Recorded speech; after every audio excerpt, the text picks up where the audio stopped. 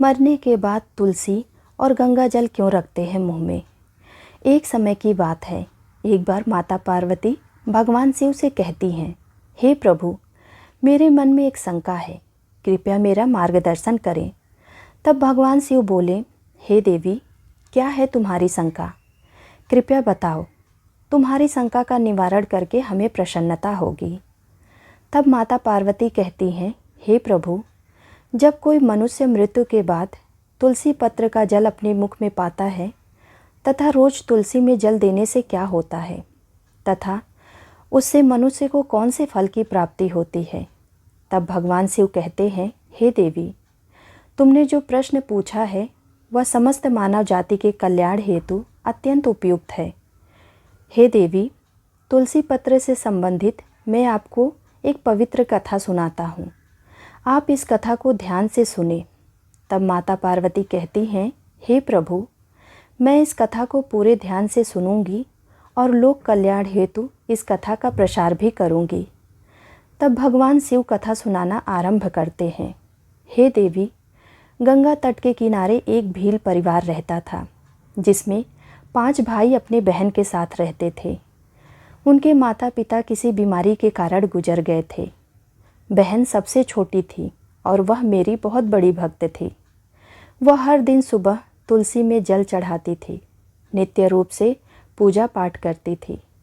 वह 5 भाई हर रोज़ जंगल में जाकर शिकार करते थे और जो भी मिले उसे घर लाकर पकाकर खाया करते थे।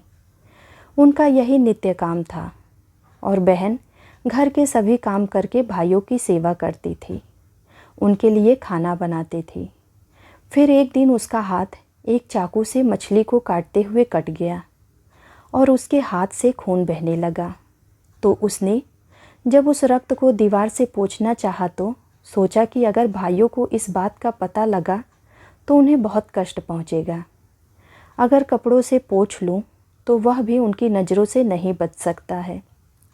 इसीलिए उसने उस रक्त को मछली में ही डालकर मछली को पका लिया और जब रात को भाइयों ने मछली को खा लिया तो वे भाई उंगलियां ही चाटते रह गए। उन्हें वह खाना बहुत पसंद आया।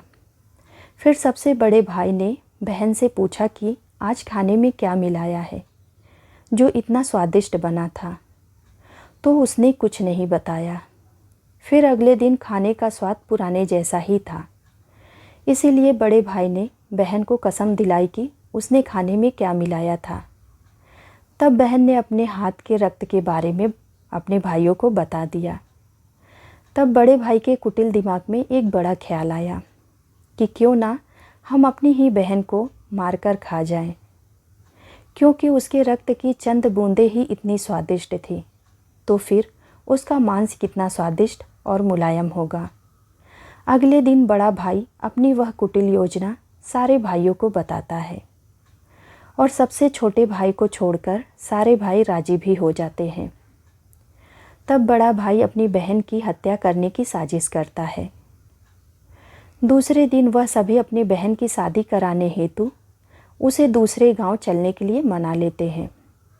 फिर वे सभी अपनी बहन के साथ रास्ते की एक छोटी सी गुफा में ले जाकर उसे बांध देते हैं और उस पर बाण से वार करना शुरू कर देते हैं। तभी उस बहन ने मन ही मन ईश्वर से प्रार्थना करते हुए कहती है, हे प्रभु, अब आप ही मेरी रक्षा करें। तभी एक चमत्कार हो जाता है। सबसे बड़ा भाई बाण तो चलाता है, लेकिन उसका निशाना चूक जाता है और बार बार प्रयास करने के बाद भी उसका निशाना बार बार चूक जाता है। फिर दूसरे भाई भी एक एक करके बाण चलाते हैं और उन सभी का भी निशाना चूक जाता है। अंत में सबसे छोटे भाई को बाण चलाने को कहते हैं, किंतु वह मना कर देता है। तभी सभी भाई उसे ही जान से मारने की धमकी देते हैं। तो उसकी बहन स्वयं मुझसे विनती करती हुई बोली, हे प्रभु, अब आप मेरे छोटे भाई की रक्षा करें और मेरे प्राण ले लीजिए। ऐसा कहते ही सबसे छोटे भाई का बाण बिना निशाने के ही बहन के सीने में भेद जाता है। तब वह 4 भाई अपने ही सगी बहन को काटकर पकाते हैं और आपस में परोसते हैं और अंत में सबसे छोटे भाई को उसका सर खाने को देते हैं। वह अत्यंत दुखी होकर मन ही मन बहुत रोता है और उसने अपने कपड़ों में एक मछली का टुकड़ा छुपा कर रखा था, तो उसने उस मछली को ही खाने में मिलाकर खा लिया। खाते समय उसने अपने पात्र के नीचे एक छोटा सा गड्ढा खोदकर उसमें अपने बहन के सर और हाथ पैर के टुकड़े डाल दिए। फिर वह सब वहाँ से चले जाते हैं। दूसरे दिन छोटा भाई उस जगह पर आकर एक बांस का पेड़ अपनी बहन की याद में लगा देता है और उसे रोज़ाना पानी देता है। इसी तरह कुछ दिन बीत जाने के बाद एक साधु उस बांस के पास मल मूत्र त्यागने हेतु जाते हैं, तो वहाँ से आवाज़ आती है, हे साधु महाराज, आप इस जगह पर मल मूत्र का त्याग ना करें। तभी वह साधु आश्चर्य से एक बांस के टुकड़े को काटकर अपने साथ रखते हैं और उसकी एक बांसुरी बना लेते हैं। जब भी वह साधु बांसुरी बजाता था तो उसमें से एक स्त्री की सुंदर गीत गाती हुई आवाज़ आती थी। वह साधु उस बांसुरी को बजाते और द्वार द्वार जाकर भिक्षा मांगते थे। उसी से अपना जीवन यापन करने लगे। कुछ समय बीतने के बाद वह साधु उस बड़े भाई के घर के पास गया, तो उस बांसुरी से आवाज़ आने लगी कि इसी दुष्ट ने मेरी हत्या की है। ऐसा सुनते ही बड़ा भाई घर से भागते हुए आया और उसने उस साधु को अपने द्वार से आगे भगाया। फिर इसी तरह वह साधु उन 4 भाइयों के द्वार पर जाता है, किंतु वह सभी भाई साधु को वहाँ से भगा देते हैं। साधु को तब कुछ हद तक यह बात समझ में आ जाती है कि जिस स्त्री की आत्मा इस बांसुरी में रहती है उसका इन लोगों के साथ जरूर कोई नाता होगा, किंतु बेचारा साधु उन सभी के साथ कुछ भी नहीं कर सकता था। साधु फिर अंत में 5वें भाई के द्वार पर जाता है। तभी वह बांसुरी कहती है, यही मेरे प्रिय भाई का घर है। जब घर में बैठे दुखी भाई को अपनी बहन की पुकार सुनाई दी तो वह भागते हुए घर के बाहर आता है, किंतु वह देखता है कि एक साधु बांसुरी लेकर द्वार पर खड़ा है। तो उस साधु ने उसे बताया कि यह आवाज़ इस बांसुरी से आई है।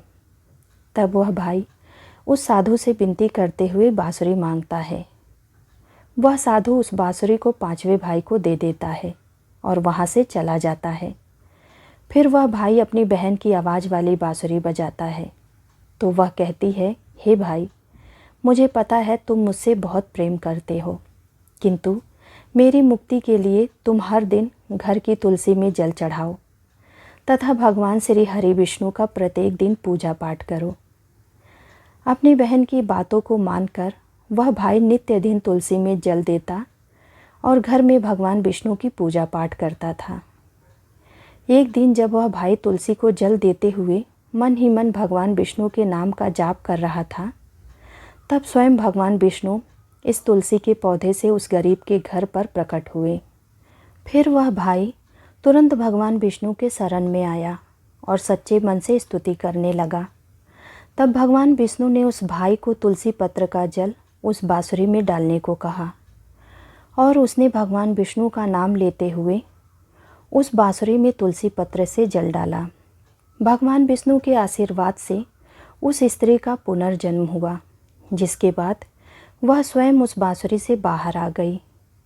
तब उन दोनों भाई बहन को भगवान विष्णु ने तुलसी के संबंध में महत्वपूर्ण ज्ञान दिया था। फिर भगवान शिव कहते हैं, हे देवी, वह ज्ञान अब आप भी ध्यान से सुनो। तुलसी को देवी लक्ष्मी का ही रूप माना जाता है। तुलसी में हर रोज़ जल चढ़ाने से जीवन की सभी परेशानियां दूर हो जाती हैं और सुख शांति आती है और धन का लाभ होता है। तुलसी में जल चढ़ाते समय चंदन का तिलक लगाना शुभ माना जाता है। तुलसी में जल चढ़ाने का सही समय सूर्योदय से लेकर उसके 2-3 घंटे बाद तक का ही होता है।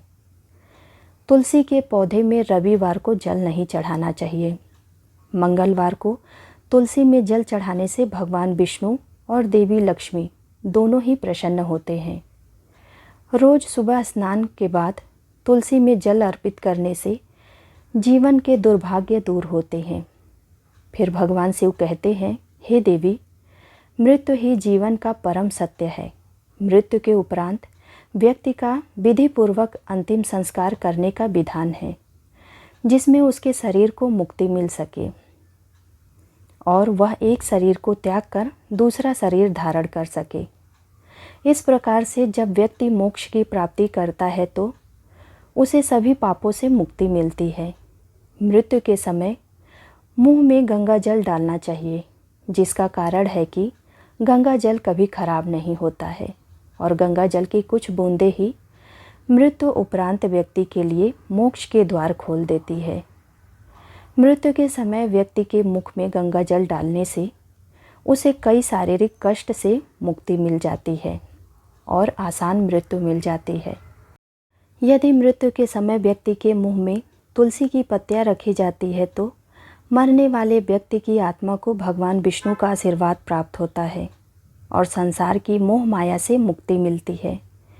वहीं शरीर के सारे कष्ट दूर हो जाते हैं और आत्मा सभी बंधनों से मुक्त हो जाती है। तुलसी के नाम से ही यमलोक में जो कष्ट देने वाले राक्षस होते हैं वह शांत हो जाते हैं और यह मार्ग आसान हो जाता है तथा मोक्ष मिलता है। इसीलिए मोक्ष के लिए ही गंगा जल और तुलसी का सेवन मृत्यु के समय किया जाता है। उम्मीद करती हूँ आप सबको यह कहानी ज़रूर पसंद आई होगी। ऐसे ही नए नए कहानियों के साथ जुड़े रहने के लिए कृपया हमारे चैनल को लाइक और सब्सक्राइब ज़रूर कीजिएगा। धन्यवाद।